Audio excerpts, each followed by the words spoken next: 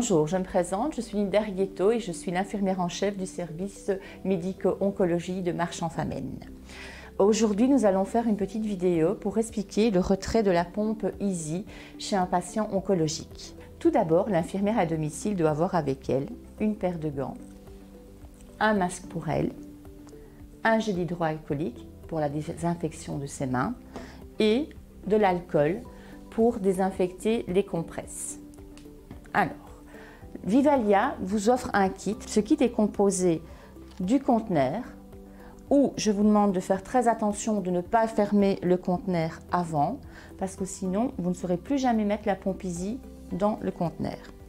Ensuite, nous avons 2 paquets de compresses 5,5, une qui devra rester sèche, l'autre qui sera imbibée d'alcool, le masque du patient, la seringue pré-remplie, le pansement et ainsi que toute la procédure que je vais faire à l'instant. Je vais vous demander, c'est très important, surtout, c'est de bien noter tous les renseignements concernant le retrait de cette pompe vis-à-vis du patient. C'est un peu le relais entre l'hôpital et les infirmières du domicile. La première chose à faire est de bien installer le patient, de bien faire attention que son dos soit bien droit. Deuxième chose, vous prenez votre masque, celui du patient, et nous nous masquons.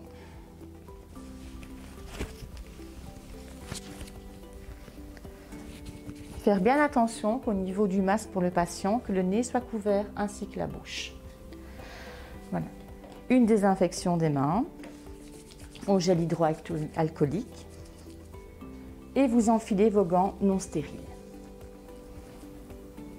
Une fois vos gants enfilés, vous devez vérifier absolument que la pompe Easy est bien vide. Ici, je vois, tout est vide et la membrane est bien petite.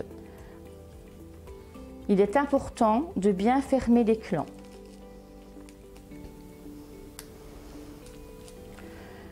J'attire votre attention que sur certaines pompes Easy, il existe 2 clans. Sur celle-ci que nous allons retirer, il n'y en a qu'un qui est ici. Vous détachez gentiment le pansement. Voilà. Ce pansement sert à maintenir le capteur qui doit toujours rester à la peau du patient afin que la pompe diffuse correctement. Vous prenez un paquet de compresses.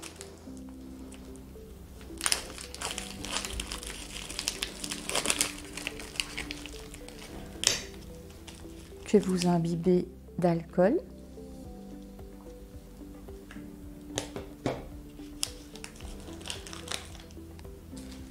Vous préparez aussi votre seringue.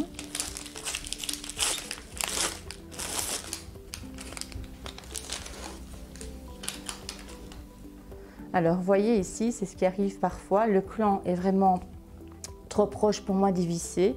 Donc, il suffit simplement d'ouvrir le clan et de le refermer. Ne pas oublier, évidemment, de le refermer.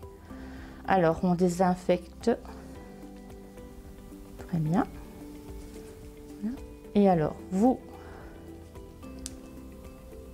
faites bien attention en dévissant de bien garder ceci bien droit, de prendre ceci qui ne rentre pas. Voilà. Parfois, ça arrive. Vous avez des plus petites pompes que ça fonctionne. Bien faire le vide au niveau de la bulle et hop. Voilà. Jusque là, vous pouvez lâcher, il n'y a aucun souci. Le prendre pour être certain qu'il ne reste rien du tout, le mettre directement dans votre conteneur. Voilà. On s'occupera de ça. Après, c'est en sécurité. Alors ici, ce que nous allons faire, nous allons ouvrir le clan et injecter de façon pulsée.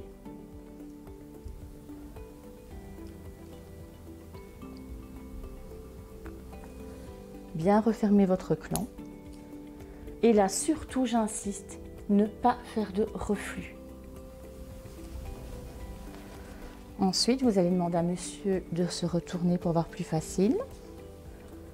Vous allez détacher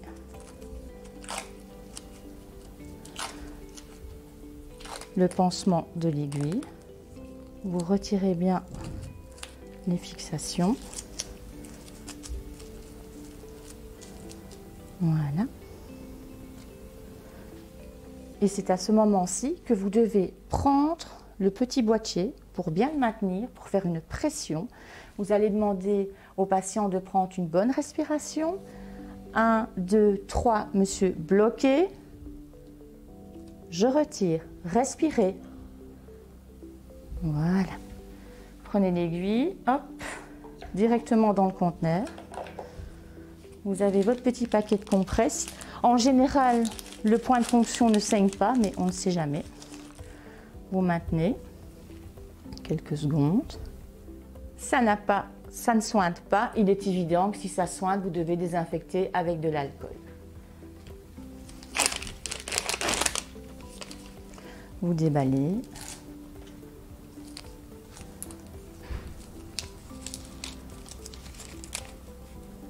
Voilà, monsieur gardera ce pansement 12 heures. Voilà, la procédure est terminée. Nous pouvons retirer notre masque. Et je vais vous montrer comment sceller le conteneur. Donc faites bien attention à l'aiguille qui est déjà dedans. Donc il suffit de bien cliquer, mais c'est très dur. Donc il faut de la force, il faut pousser. Bien fermer ici, bien fermer là. Et si ça ne va pas, je vous conseille de le retourner et de bien appuyer. Voilà. Ce conteneur va être rendu au patient qui rapportera ce conteneur à l'hôpital lors de sa prochaine chimiothérapie. N'oubliez surtout pas de rendre les petites indications que j'ai notées à votre infirmière qui vous prendra en charge à l'hôpital.